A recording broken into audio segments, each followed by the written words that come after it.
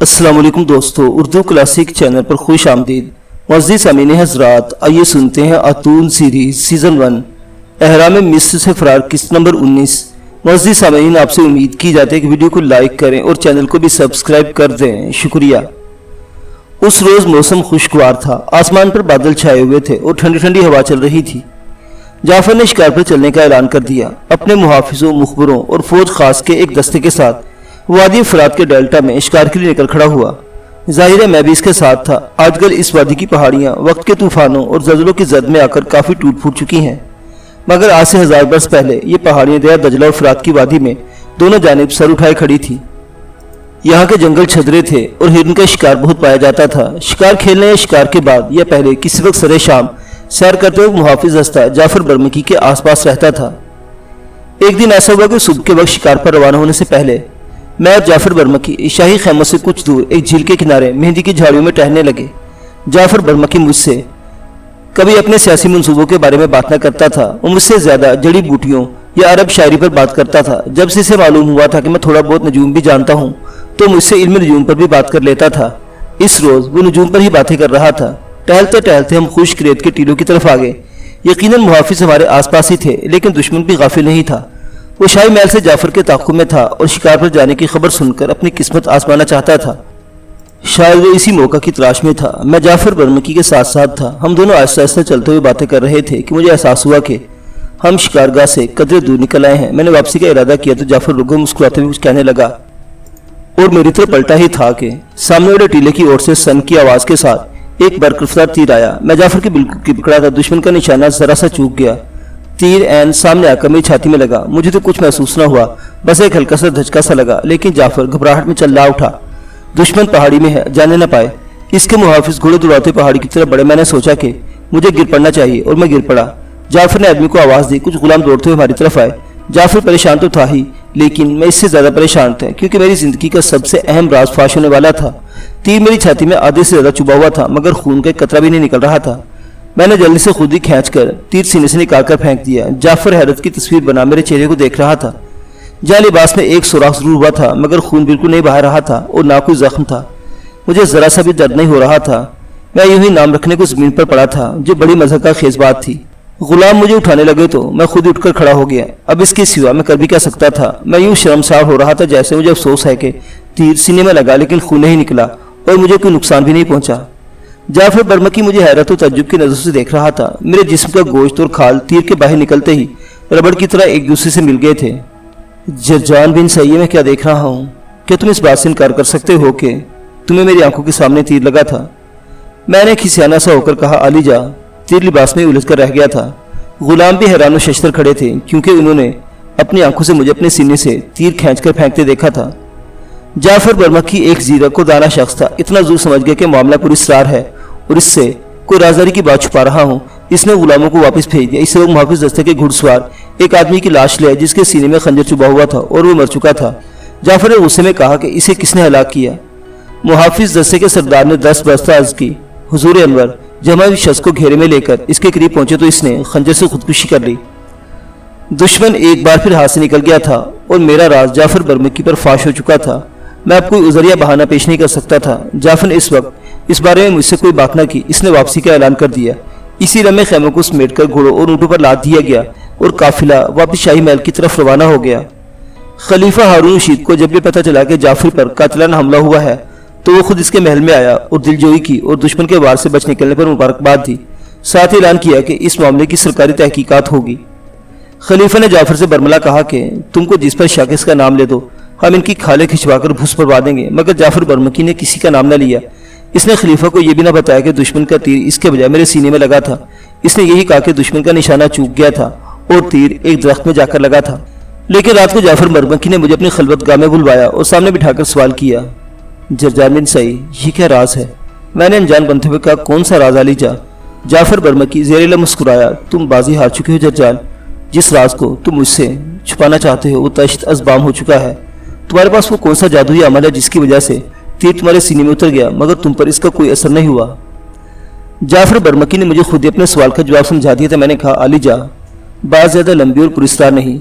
जिस ज़माने में मैं अफ्रीका के एक शहर में था, वहाँ मैंने एक साहिब कश्फ करामात बुजुर्ग की बड़ी खिदमत की انہوں نے ایک روز میری خدمت گزاری سے خوش ہو کر میرے سینے پر ہاتھ پھیر کر پھونک ماری اور کہا، جاؤ، تمہارے سینے پر کسی خنجر، تیر، بھالے کا کوئی اثر نہیں ہوگا، یہی وجہ ہے کہ دشمن کے تیر نے مجھ پر کوئی اثر نہیں کیا۔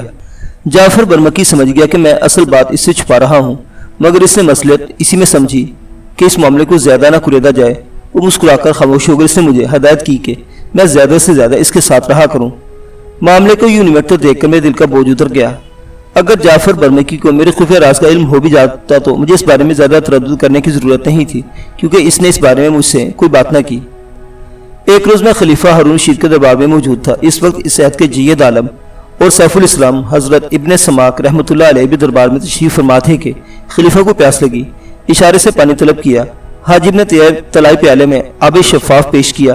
خلیفہ پانی پینے کو تھا کہ حضرت سماک رحمۃ اللہ علیہ نے فرمایا، امیر المومنین ذرا ٹھہر جائیے، پہلے یہ بتائیے کہ اگر آپ کو شدید پیاس لگی ہو مگر پانی نہ ملے تو آپ پانی کا ایک پیالہ کس قیمت تک خرید سکتے ہیں؟ ہارون رشید نے کہا، میں اس سلطنت دے کر پانی کا ایک پیالہ خرید لوں گا۔ ابن سماک نے فرمایا، اب پانی پی لیجئے۔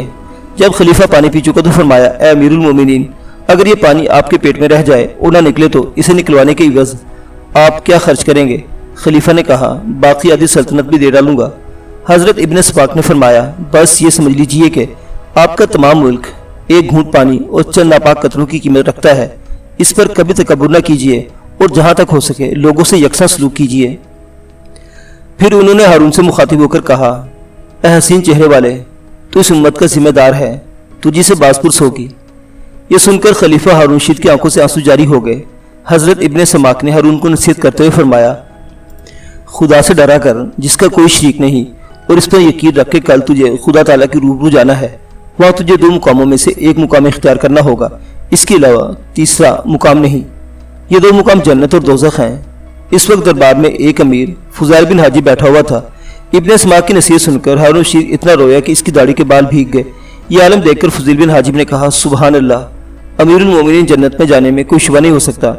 آپ خدا کے حقوق ادا کرتے ہیں، اس کے بندوں کے ساتھ عدل کرتے ہیں، اس کے صلے میں انشاءاللہ ضرور جنت کے مستحق ہوں گے۔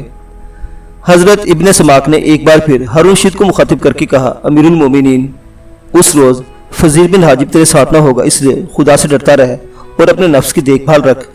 خلیفہ ہارون کا دربار عباسی عہد کے جاہ و جلال کا نمونہ تھا۔ کوئی شخص بغیر اجازت، خاص اور ہزار ملوں سے گزرے بغیر دربار میں داخل نہیں ہو سکتا تھا۔ بادشاہ قصر خلد میں ایک عالیشان تخت پر بیٹھا امراء اور وزراء اپنے درجوں کے مطابق کرسی پر بیٹھے ہوتے۔ ایک جانب علماء کی جماعت موجود ہوتی، وزیر اعظم بادشاہ کے دائیں جانب ہوتا، ان کے ساتھ ہی فوج کے نامور جنرلوں کی کرسیاں ہوتی تھیں۔ علماء کی قطار پیچھے اتباع، شعراء اور ماہرین فنون لطیفہ کی کرسیاں اپنے اپنے مراتب کے اعتبار سے مقرر ہوتی تھیں۔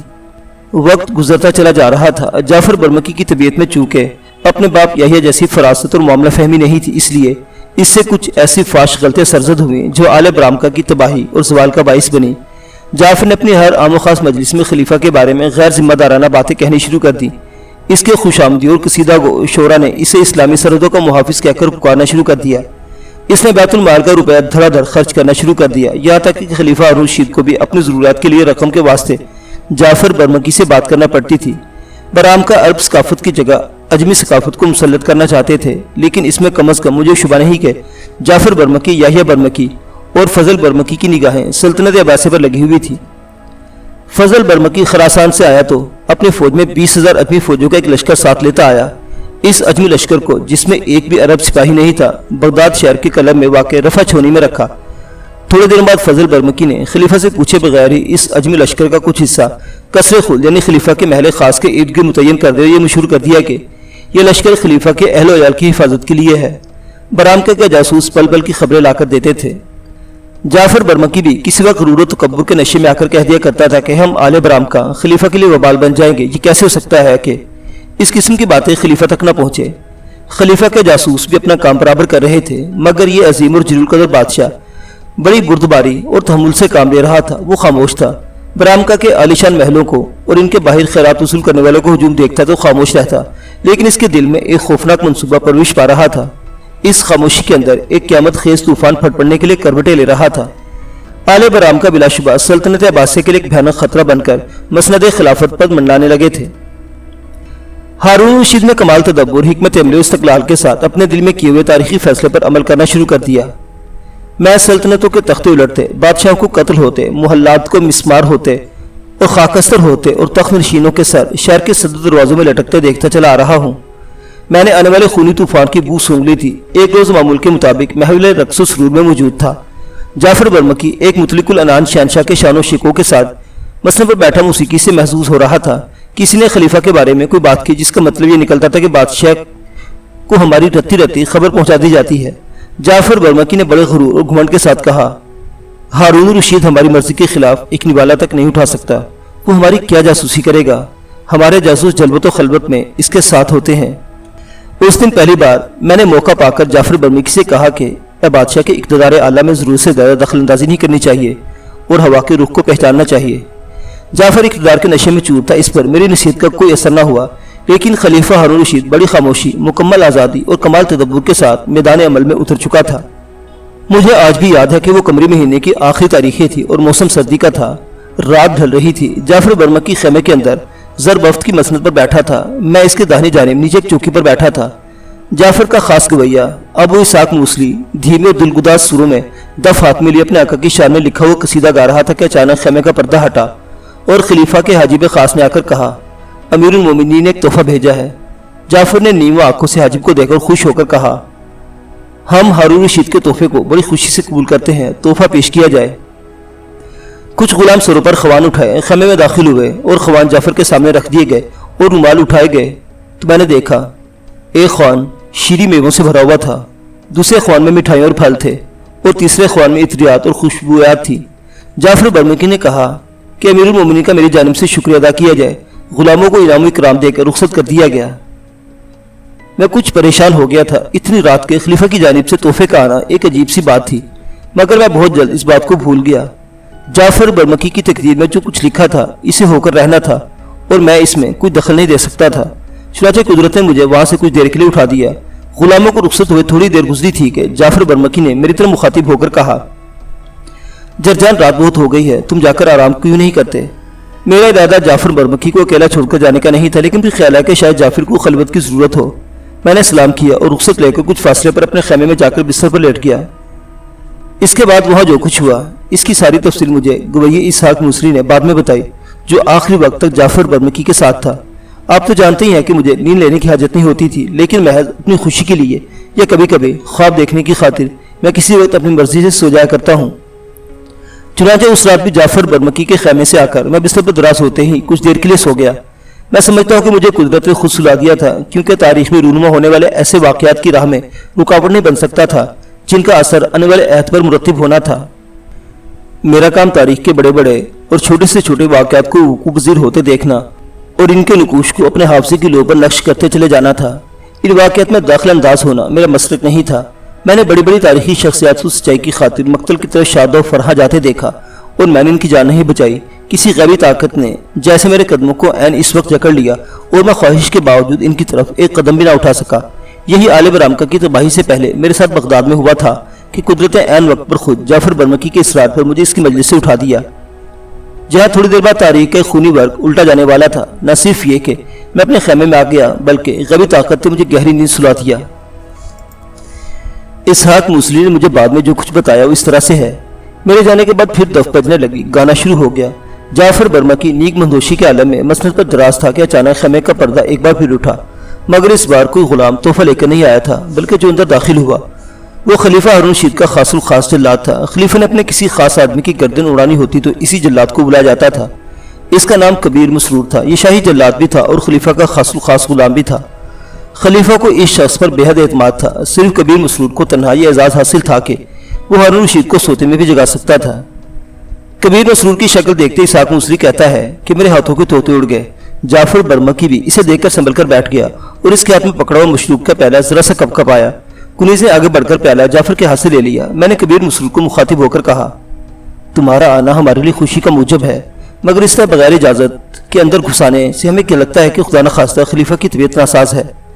کبیر مسرور نے کہا، میں بغیر اطلاع اندر آنے پر معذرت خواہ ہوں، مگر امیر المومنین نے اس وقت ایک بڑے اہم کام کے لیے مجھے آپ کے پاس بھیجا ہے۔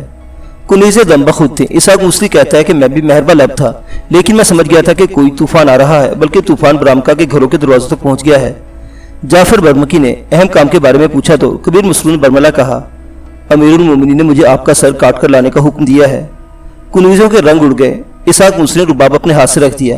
جعفر برمکی کا رنگ بھی سفید ہو گیا، مگر آخر وہ ایک مقتدر خاندان کا چشم و چراغ تھا، ایک ذی وقار اور ذی عظمت انسان تھا۔ اس نے فوراً اپنے آپ کو سنبھال لیا اور کبیر مسرور سے مسکرا کر دیکھا اور بولا، کبیر تم شاید اپنے ہوش و حواس میں نہیں ہو، شاید تم ان تعلقات سے بخوبی واقف نہیں ہو جو میرے اور امیر المومنین کے درمیان ہیں۔ میں ان کا رضائی بھائی ہوں۔ غلام جلاد کبیر مسرور کا ایک ہاتھ تلوار کے دستے پر تھا جو اس کی کمر کے ساتھ لٹکی ہوئی تھی اور خلیفہ کے اشارے عبور پر نہ جانے اب تک کتنے انسانوں کے خون سے اپنی پیاس بجھا چکی تھی، اب وہ جعفر برمکی کے خون کی پیاسی نظر آ رہی تھی۔ کبیر مسرور نے کہا، حضور میں بالکل اپنے ہوش و حواس میں ہوں اور امیر المومنین کا حکم بجا لانے کے لیے ہی آیا ہوں، اس لیے آپ گردن کٹوانے کے لیے تیار ہو جائیں، کیونکہ جو لوگ خود اپنے آپ کو تیار کر لیتے ہیں ان کو گردن کٹنے کی تکلیف نہیں ہوتی۔ جعفر برمکی نے ایک اور چال چلی کہ جسے کوئی تاخیر کر لی جائے۔ اس نے کہا کہ وہ امیر المومنین کا یہ حکم خود اپنے کانوں سے سننا چاہتا ہے۔ کبیر مسرور نے چند قدم آگے بڑھ کر کہا، اب اس کا وقت نہیں ہے حضور۔ اس نے اشارہ کیا، دو ہٹے کٹے غلام خیمے میں گھس آئے۔ انہوں نے مسند پر چڑھ کر جعفر برمکی کی مشکیں کس دیں، کنیزیں چیخی مارتی وہاں سے بھاگ گئیں۔ اسحاق موسوی کونے میں دبک گیا۔ کبیر مسرور جلاد آگے بڑھ کر تخت پر چڑھ گیا، تلوار نکالی اور ایک ہی بھرپور وار سے جعفر برمکی کا سر تن سے جدا کر دیا۔ سر کٹ کر نیچے قالین پر گرا۔ غلاموں نے جعفر برمکی کے خونالود دھڑ کو وہی پھینکا اور اس کا سر اٹھا کر ایک تھیلے میں ڈالا اور کبیر مسرور کے ساتھ خیمے سے باہر نکل گئے۔ میری آنکھ کھلی تو برامکا کی تباہی کا عمل شروع ہو چکا تھا۔ جعفر برمکی کا سر شارع عام پر لٹکا دیا گیا۔ ان کے محلات پر عباسی سپاہیوں نے ہلہ بول دیا اور ایک ایک تنکا اٹھا کر شاہی بیت المال میں جمع کرا دیا۔ یحییٰ برمکی، فضل برمکی، ان کے تمام اہل و یار اور خاندان کے دوسرے افراد کو پکڑ کر قید میں ڈال دیا گیا۔ ان کے حواریوں کو قتل کر کے ان کی لاشیں چوراہوں میں پھینک دی۔ ان کے اجمی لشکریوں کو ہارون الرشید نے پہلے ہی غیر مسلح کر دیا تھا، انہیں ملک بدر کر دیا گیا۔ قید خانے میں ایک ایک کر کے برامکا خاندان کے سارے افراد مر کھپ گئے۔ ہارون الرشید نے اپنی زندگی میں کسی کو جیل سے باہر آنے کی اجازت نہ دی۔ اس کی وفات کے بعد امین الرشید تخت پر بیٹھا تو اس کی والدہ نے بچے کچے برامکا کو قید سے رہائی دلائی، مگر وہ اب انتہا درجے کی نقاہت اور خستگی کا شکار تھے۔ جھونپڑوں میں رہنا ان کا مقدر بن گیا اور آخر ایک ایک کر کے یہ باقی ماندہ لوگ بھی ختم ہو گئے اور آل برامکا کا نام تک مٹ گیا۔ یہ ایک بہت بڑا اور عبرت انگیز انقلاب تھا جسے میں نے اپنی آنکھوں سے برپا ہوتے دیکھا۔ میری اس لیے جاں بخشی کر دی گئی تھی کہ میں اجمی نہیں تھا اور میرا تعلق سرزمین مصر سے تھا۔ امین الرشید زیادہ دن حکومت نہ چلا سکا اور اس کی جگہ اس کے بھائی مامون الرشید نے مسند خلافت کو سنبھالا۔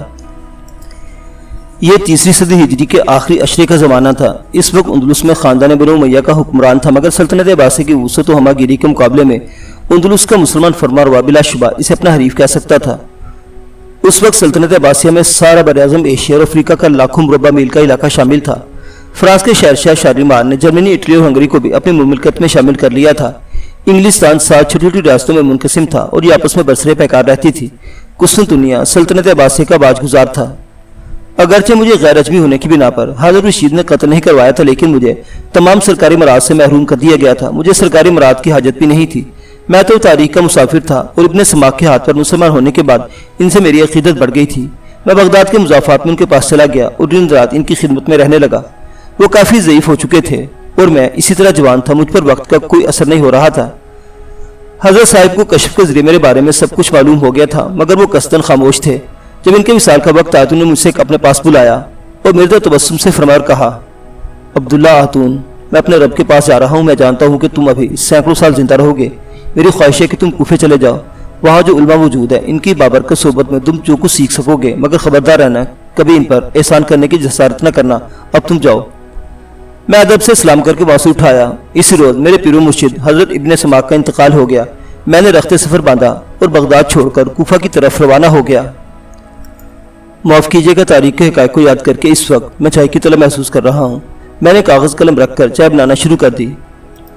جس وقت میں چائے کی دوسری پیالی بنا کر پی رہا تھا تو میرے کاٹیج کے اوپر سے ایک ہیلی کاپٹر گزرا۔ میں نے کھڑکی میں جھانک کر دیکھا، یہ پاک بحریہ کا ہیلی کاپٹر تھا اور سمندر کے اوپر اٹھتا میری نگاہوں سے اوجھل ہو گیا۔ سوچتا ہوں اگر بغداد کے قصر خلد کی چھت پر خلیفہ ہارون الرشید بیٹھا ہوتا اور اس کے اوپر سے کوئی ہیلی کاپٹر گزر جاتا تو حیرت کے مارے اس کی کیا حالت ہوتی۔ لیکن تاریخ میں کوئی ایجاد، کوئی واقعہ اپنے سیاق و سباق کے بغیر رونما نہیں ہوتا۔ تاریخ کی ساری کڑیاں ایک دوسرے سے ایک ضابطے اور وقت کے ساتھ مربوط ہیں۔ ہارون الرشید ہیلی کاپٹر کو کبھی نہیں دیکھ سکتا تھا اور ہم ہارون الرشید اور شہنشاہ روم کے رتھ سڑکوں پر نہیں دوڑا سکتے۔ صرف چند اصول اور ضابطے ہیں جو ہماری کائنات کی ترکیب و ترویج میں جاری و ساری ہیں۔ میں نے ایک چھوٹا سا رنگین ٹی وی اپنے کمرے میں لا کر رکھ لیا ہے۔ میں آپ کے پروگرام بڑے شوق سے دیکھتا ہوں۔ سفر نامہ قلم بند کرتے ہوئے میں اسے بند رکھتا ہوں इस वक्त भी टेलीविजन बंद है। सूरज ने गुरूब होते ही समंदर में आग सी लगा दी है। मैं खिड़की के पास मेज पर बैठा लिख रहा हूँ। चाय की प्याली में भी 2 घूंट चाय बाकी है। खिड़की में से समंदर की ठंडी और मरतूब हवा अंदर आ रही है। अब मैं अपना सफरनामा आगे लिखना शुरू करता हूँ। मुअज़्ज़िज़ सामीन हज़रात, तारीख के मुसाफिर आतून की ये दास्तान अभी जारी है। बकिया वाक़यात अगली किस्त में देखते रहिए उर्दू क्लासिक। अल्लाह हाफिज़।